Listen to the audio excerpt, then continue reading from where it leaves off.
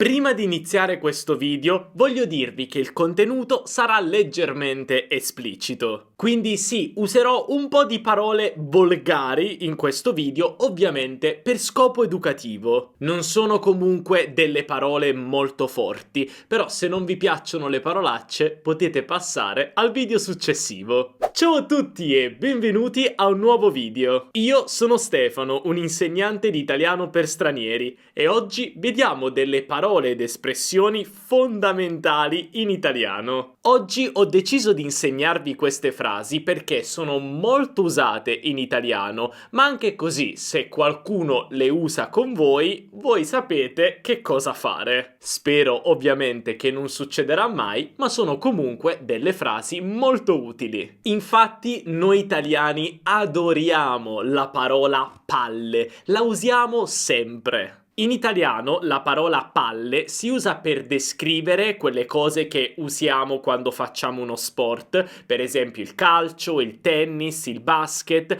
ma anche per parlare di quelle cose che noi maschietti abbiamo lì sotto. Dei gioielli di famiglia, i testicoli.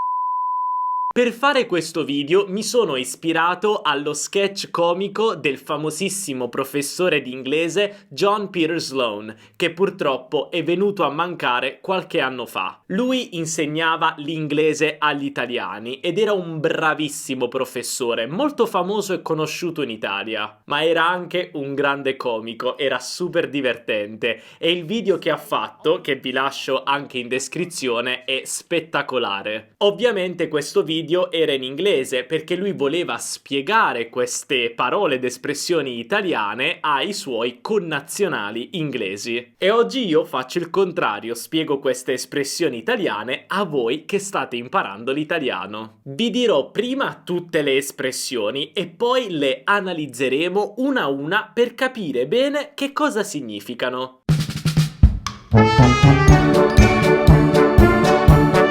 Se tu stai sulle palle di qualcuno, significa che non piaci molto a quella persona. Ma attenzione, perché se stai in mezzo alle palle di qualcuno, significa che non sei il benvenuto ed è meglio che tu te ne vada. Ma non ti preoccupare, perché se sei in mezzo alle palle, un italiano te lo farà sicuramente sapere, dicendoti fuori dalle palle. Ma se non te ne vai e continui a dare fastidio, le palle diventano sempre più grandi fino a quando non iniziano a girare. Le palle girano e girano e girano e poi cadono e si rompono in 1000 pezzi. Iniziamo dalla prima espressione, stare sulle palle a qualcuno. Usiamo questa espressione per dire che non stiamo molto simpatici a quella persona, non andiamo d'accordo e forse non dovremmo uscire insieme. Per esempio, mi stanno sulle palle le persone che vogliono avere sempre ragione. In questo caso io sto dicendo che non sopporto le persone che vogliono avere sempre ragione, non vado d'accordo con quelle persone. Quindi quelle persone mi stanno sulle palle. Poi abbiamo l'espressione stare in mezzo alle palle. Stare in mezzo alle palle o stare tra le palle significa non essere il benvenuto o la benvenuta in una situazione. Stare sempre tra i piedi di una persona. Per esempio, Stefano sta sempre in mezzo alle palle o Stefano sta sempre tra le palle, mi segue ovunque, ho bisogno di un po' di tempo da solo.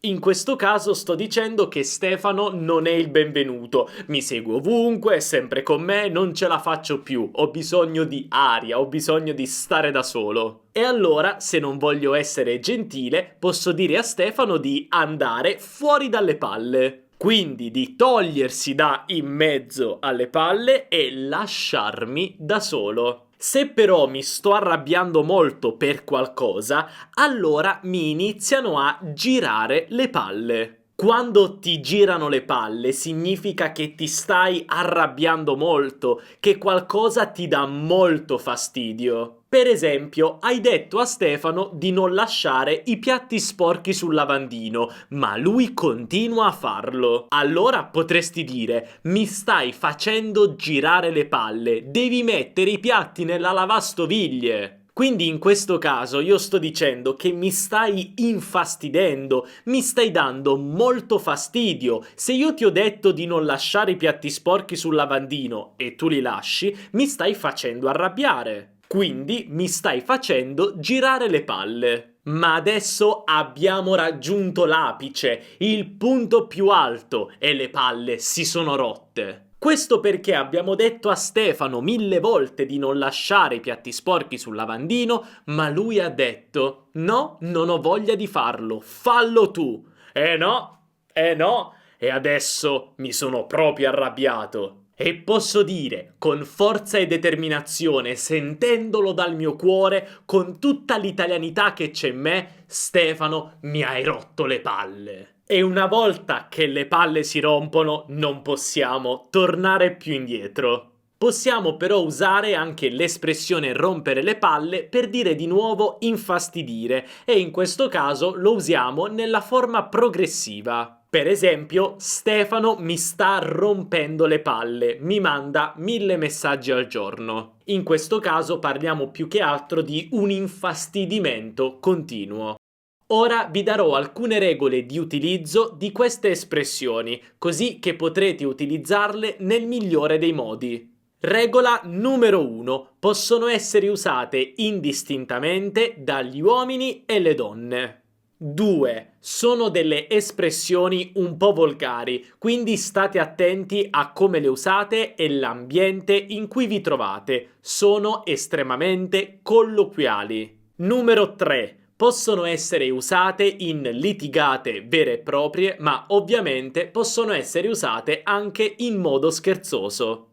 4. Se non vi piace usare delle espressioni volgari, potete sostituire la parola palle con scatole e tutte le espressioni funzioneranno. Numero 5. Se volete essere ancora più volgari, potete sostituire la parola palle con e tutte le espressioni funzioneranno. Però questa parola non la voglio dire su YouTube.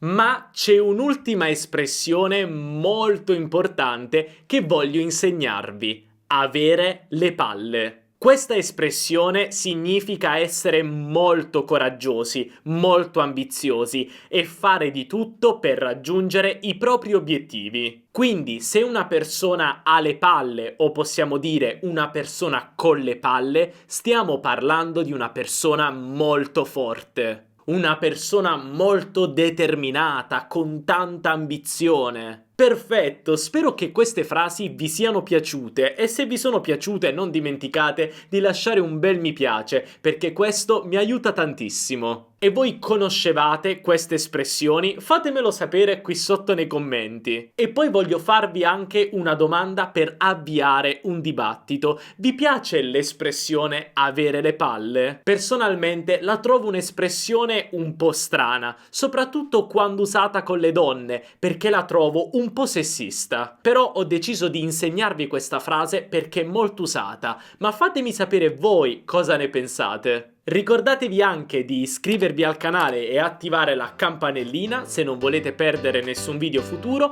e noi ci vediamo nel prossimo video. Un abbraccio dall'Italia, ciao!